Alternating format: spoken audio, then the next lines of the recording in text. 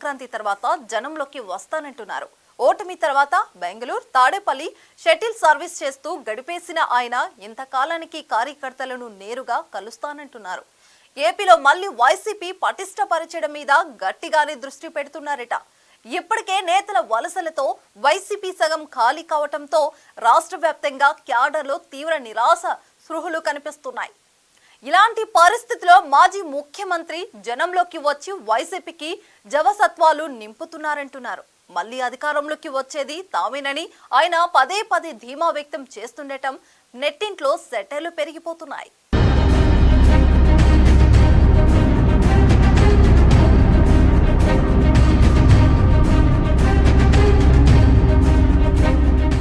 అనూహ్య మెజారిటీతో 2019 ఎన్నికల్లో అధికారంలోకి వచ్చిన వైసీపీ 5 ఏళ్లు తిరిగేసరికి అత్యంత దారుణ పరాజయం చవిచూసింది. 151 సీట్లతో రాజ్యమేలిన జగన్ పార్టీ ఇప్పుడు 11 స్థానాలకు పరిమితమైంది. మాజీ ముఖ్యమంత్రికి అసెంబ్లీలో కనీసం ప్రతిపక్ష నేత హోదా కూడా దక్కలేదు. ఆ హోదా ఇచ్చే వరకు అసెంబ్లీలో అడుగు పెట్టనని అంటున్న ఆయన మీడియా ముందుకొచ్చినప్పుడల్లా మళ్లీ అధికారంలోకి వచ్చేది తామేనని ధీమా వ్యక్తం చేస్తూ ఎప్పటికప్పుడు ట్రోల్ అవుతూనే ఉన్నారు. ఎన్నికల ఫలితాల తరువాత తొలిసారి మీడియా ముందుకొచ్చిన జగన్ ఇలాంటి ఫలితాలు ఊహించలేదని వాపోయారు. అక్క చెల్లెమ్మల ఓట్లు, అవ్వాతాతల ఓట్లు ఏమయ్యాయో తెలియడం లేదని బేలగా వ్యాఖ్యానించారు. ఎన్నికల ఫలితాలతో షాక్ అయి హిమాలయాలకు వెళ్లిపోదామనుకున్నానని పార్టీ నేతలతో చెప్పారట. అయితే తమకు 40% ఓటు బ్యాంకు దక్కిందని ఆలస్యంగా విశ్లేషించుకుని పార్టీ శ్రేణులకు ధైర్యం చెప్తున్నారు. అంతవరకు బాగానే ఉన్నా ఓటమి తర్వాత అసెంబ్లీ వైపు చూడటానికి ఇష్టపడని ఆయన తాజాగా మళ్లీ అధికారం గురించి మాట్లాడుతుండడం, అది ఇంకా ఎన్నికలకు 4.5 ఏళ్ల టైం ఉండగానే అంత ధీమా వ్యక్తం చేస్తుండడం మీద నెటిజన్లు అపహాస్యం చేస్తున్నారు.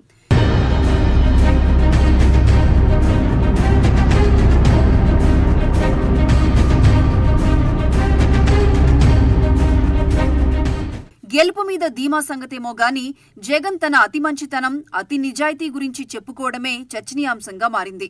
అక్రమాస్తుల కేసుల్లో 16 నెలలు రిమాండ్ ఖైదీగా జైలు జీవితం గడిపి వచ్చారాయన. సీబీఐ, ఈడీ కేసుల్లో A1గా ఉన్నారు. జగన్ అక్రమాస్తుల కేసులు పూర్తి వివరాలు అందించాలంటూ సుప్రీంకోర్టు ఇటీవలే కీలక ఆదేశాలు జారీ చేసింది.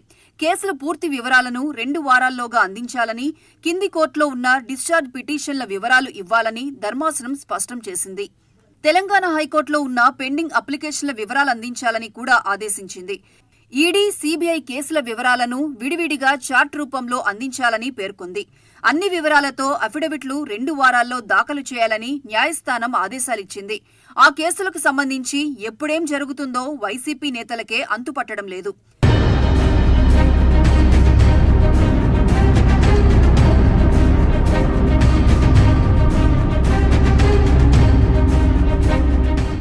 అయినా జగన్ ఆత్మస్థైర్యం ఏమాత్రం తగ్గడం లేదు. మరీ ఎక్కువ కాలం ప్యాలెస్లకు పరిమితమైతే వ్యతిరేకత మరింత పెరుగుతుందని అనుకున్నారో ఏమో సంక్రాంతి తర్వాత జిల్లాల పర్యటనలు అంటున్నారు జగన్. శ్రీకాకుళం నుంచే తన టూర్లకు శ్రీకారం చుడతారని చెబుతున్నారు. నిజానికి 2019లో వైసీపీ భారీ మెజారిటీ సాధించడానికి ఉత్తరాంధ్ర జిల్లాలు ఊతమిచ్చాయి. ఆ సెంటిమెంట్తో మళ్లీ అక్కడి నుంచే జనంలో తిరగాలని భావిస్తున్నారట. మరోవైపు ఉత్తరాంధ్రలో పార్టీ నేతలంతా మౌనముద్ర దాల్చారు. ఎంతో మంది సీనియర్లు, మాజీ మంత్రులు ఉన్నా బొత్స సత్యనారాయణ వంటి ఒకరిద్దరు మినహా ఎవరూ చురుగ్గా లేరు. అందుకే జగన్ ఉత్తరాంధ్ర నుంచే తన పర్యటనకు శ్రీకారం చుట్టి నేతల్ని యాక్టివ్ చేయాలనుకుంటున్నారట.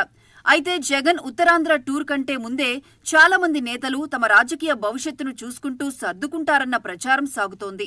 శ్రీకాకుళం జిల్లాకు చెందిన మాజీ మంత్రి ధర్మాన ప్రసాదరావు జనసేనలో చేరే అవకాశమున్నట్టు తెలుస్తోంది. నిజానికి ఆయన టీడీపీలో చేరాలని చూసినా అక్కడ వీలు పడలేదని, దాంతో ఆయన జనసేనలో చేరి తన కొడుకు రాజకీయ జీవితానికి భరోసా కల్పించాలని చూస్తుండగా జనసేన నుంచి గ్రీన్ సిగ్నల్ వచ్చిందంటున్నారు.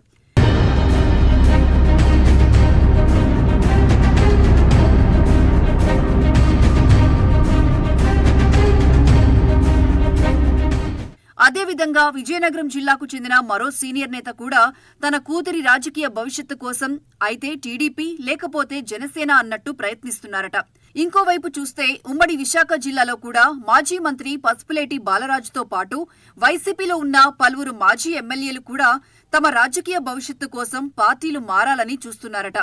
2029లో ఎన్నికలు జరిగినా వైసీపీ తిరిగి గెలుస్తుందని నమ్మకం లేకనే చాలా మంది వైసీపీ గూడు విడిచిపోతున్నారు అని అంటున్నారు.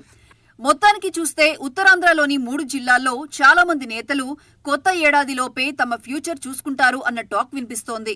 మరి జగన్ ఆత్మవిశ్వాసానికి తగ్గట్లు పార్టీలో ఉండేదెవరో ఊడేదెవరో చూడాలి.